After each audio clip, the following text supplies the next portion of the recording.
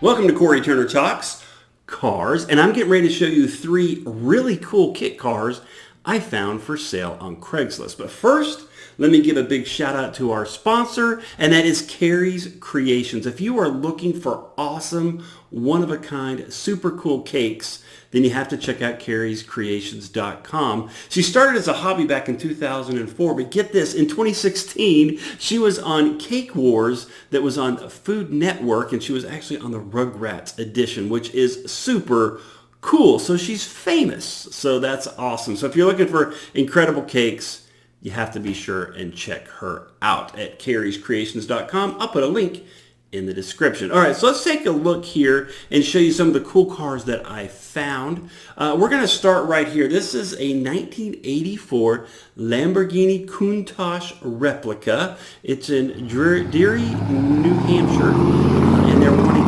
$20,000 for this bad boy. Now, there's not a lot of details on this other than it is a Fiero chassis with a 350 Chevy polished aluminum Edelbrock heads and polished intake. It's a 5-speed manual transmission, 500 miles on the drivetrain. We have a little bit of video of it there.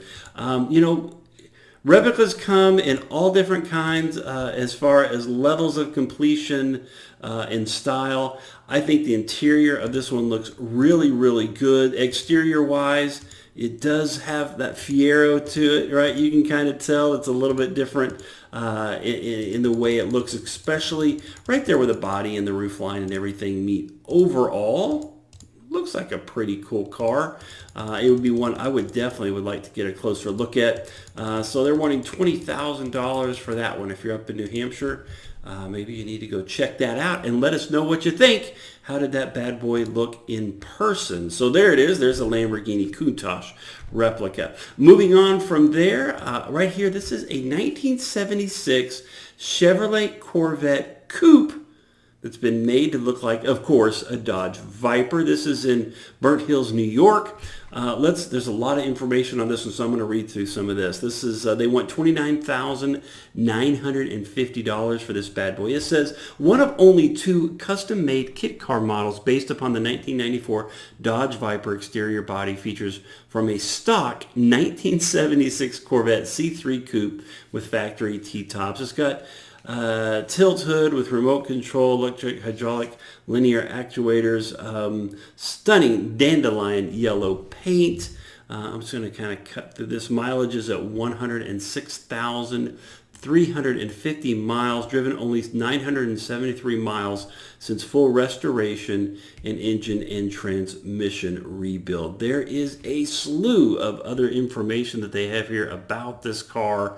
A lot of the things they've done to it, what they've done to upgrade it. Like I say, is a lot of information here. I'll put the link in the description so you can check it out.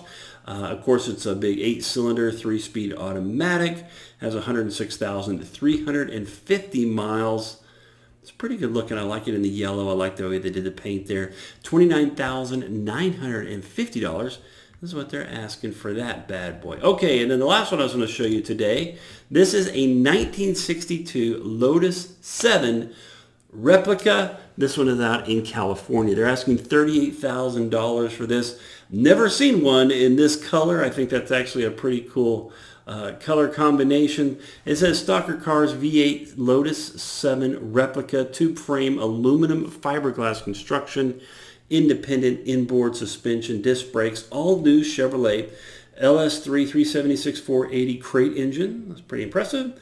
Let's see, what do they say here? T56 Tremec Magnum transmission, custom headers with Cadillac converters, and they're asking for $38,000 or best offer.